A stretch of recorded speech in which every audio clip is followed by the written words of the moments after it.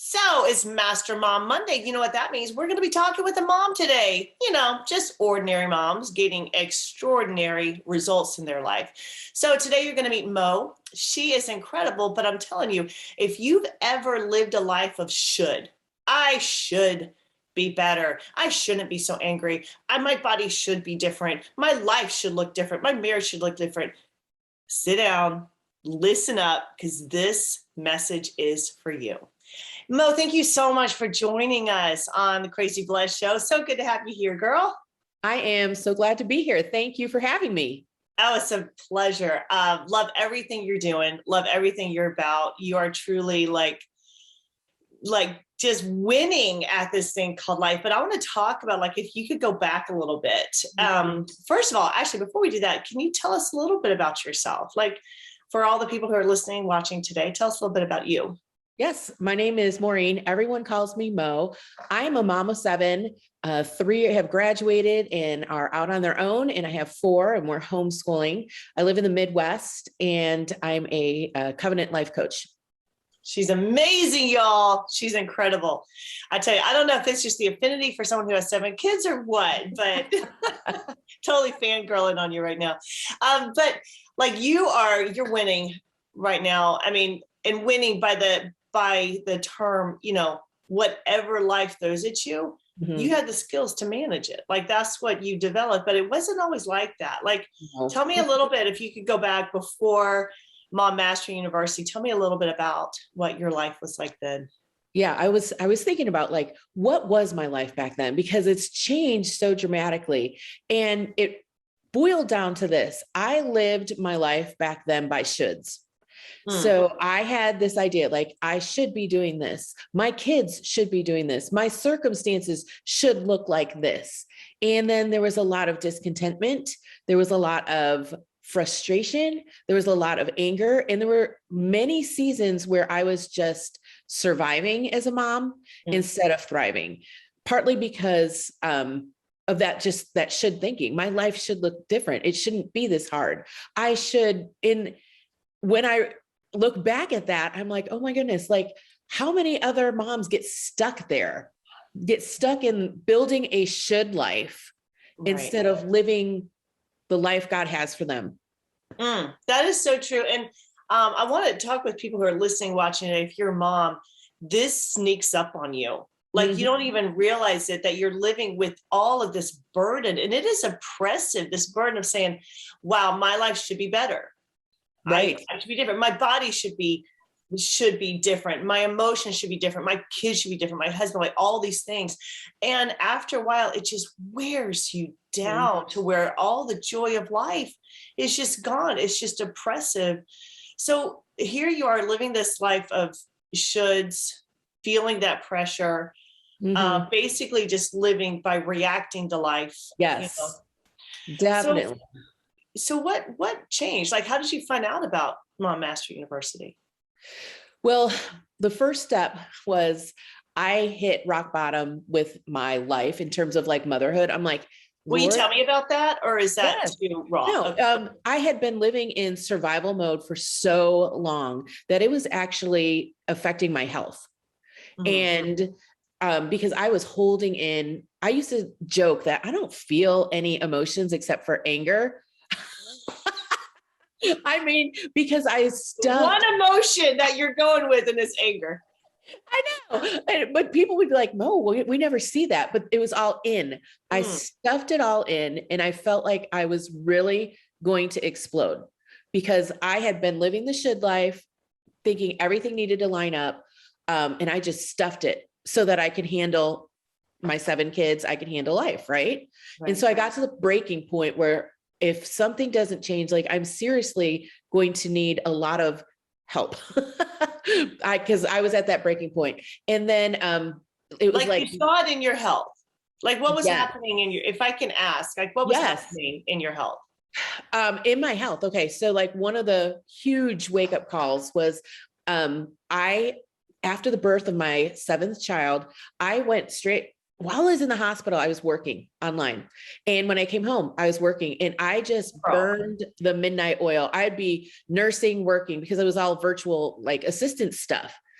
I felt my heart flip flop multiple times. And I felt like, oh my goodness.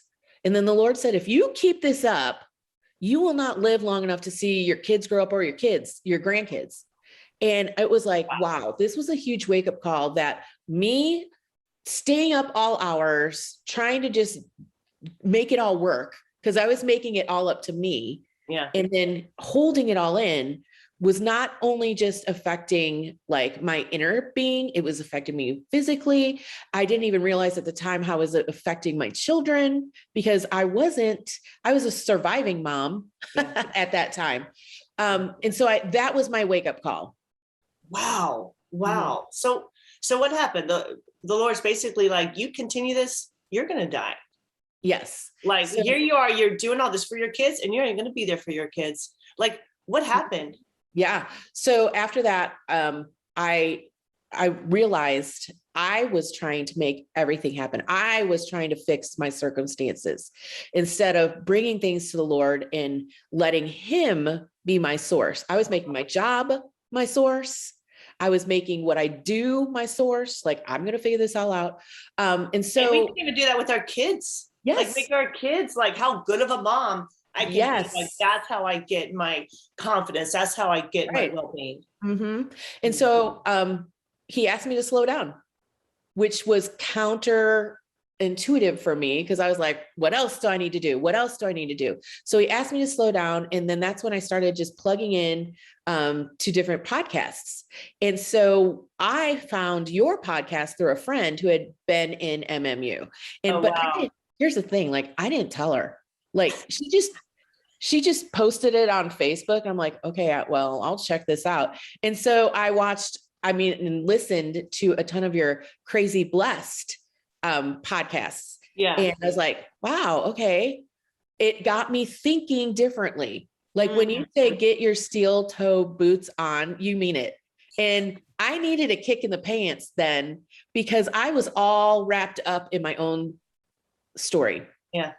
And I was like, nothing's ever going to change, because I was making the change not be me. I was trying to make the change be everyone else's responsibility. Because they're the problem, right? It's not me. They're the problem. Yeah. Oh, circumstances are my problem. Oh, that person's my problem, right? And until I took ownership that I needed to level up, that's when change started happening. So you're listening to these podcasts, and is that how you found out about Mom Master University? Yes, that is how. Okay. So did you immediately say, okay, I'll join? Or was it like, do I do this or do not do this? Like, what happened? Okay. I'm a thinker.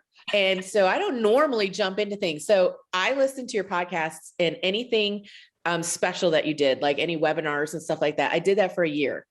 And then for an entire year.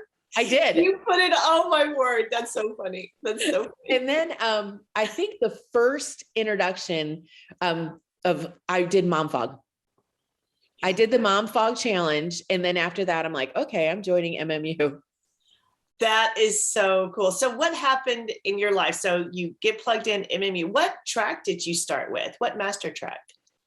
I first started with freedom, which was dealing with, because I knew I had issues with my emotions, or what I labeled my emotions. Yeah. And so for me, getting to the root of why I couldn't feel, or why I thought I couldn't feel, was huge, because then I realized what I was thinking feelings weren't necessarily true. Half of my feelings were thoughts. I know. That's so funny. Well, you're a covenant coach, so you know all about that. Like, you can like dig into all that neuroscience and all the behavioral stuff. So you get plugged in with the freedom track to really help you with your emotions. Did you start noticing change in your life? When you're changing yourself, you don't notice the change. It's other people who notice it. And so they start saying things like, wow, you seem happier. You seem like calmer. And people would be like, you just have like this peace with you now. So I didn't necessarily see it right away until like I would notice situations would come up and I would be like, ooh, I could really default right now into how I normally would, but I'm not. And so that's when I started seeing, okay, goodness, I have grown. This has made a difference. I'm not spiraling downward like I normally did and lived in. I've learned to have control over what my thoughts were. Wow. Well, and so other people, like, was it your friends, your family, your kids? Did they begin to notice and they were remarking about that, or what? Yeah, I would say first was friends, just close friends. Because I Yeah. don't know, sometimes with your families with you all the time, they don't necessarily notice all the changes. Right, right. But as like when my older kids were in and out, like going to college, coming back or whatever, they would notice the difference So coming good. back. So Mhm. good. Now, what would you say to yourself back there? Let's say you spend a year like saying, maybe I'll do it, maybe I won't. And what would you say if you could go back to her who had first tuned into Crazy Buzz podcast? What would you say to her? Right. I would say just make a decision. It's just a decision. Oh, I so was making it like be like, oh, this is gonna be, I don't know if this is gonna work for me. I don't know if if I want to invest in this, because I never invested anything above like $20 before when it came oh, to like personal development, really. wow. So you kind of had to see yourself differently in order to invest at that Yes. level. You had to see yourself as Right. worthy of doing that. Yes. And switch my mindset. Because I was already at the point where if something doesn't change, like I cannot continue living life this way. Right. And so Right. I was like, well, I have to do something to make this change. And part of it is realizing that I don't have all the tools. I need support. I was trying to do it all on my own Yeah. and it was not working out. And I I mean, if needed you knew support. how, you would already be there. That's what like a Yes. lot of it's like, I'm just gonna keep working. I'm just gonna keep working. It's like, no, no, no, no, no, baby. If you knew how, you wouldn't have to be working so hard because you'd already know the strategy. So you Yes. really had to get in, learn these strategies, learn how to take authority. Because when the Bible says take a thought captive, we don't know how to do that. You had to learn Yep. how to do that. Yes. Yeah, Wow. so much. And then flipping it so that, because my mind, because I was still slightly in at times survival mode, even though I had grown that year just listening to you, my mind went straight to lack. Wow. So I'd be like, oh, this is taking from our grocery budget, or this is taking from what I can do for the kids' homeschool stuff, right? Instead Right. of thinking the other way, like, oh my goodness, I am learning, I can learn how to be a better mom. I can learn how to better manage my inner self. I can change patterns that I know I've been operating in, and probably my mom and her mom, I can change some of those patterns here by learning just a different way to do things. And so I didn't naturally go to, ooh, what does this make possible? I was thinking at first, like, ugh, this is taking, but it had to switch where I was like, okay, Right. no, this is what I need. This is for me, not against me. Yeah. Yeah. Yeah. Like this isn't taking from me. Yep. And like when you think about it, what do your kids really need? Do they need a couple meals out? Do they Mhm. need like some more school books, or do they need a mom who's at the top of her game? Yes. Because Right? that changes everything. It changes the whole environment of your household. It changes the way that you relate with your children, you relate with your spouse. It changes everything. Wow, so powerful. So what would you say right now? Because this has been years, like you, and now it's just kind of like your natural way of doing things. Like you're building a business, you're just like rocking it.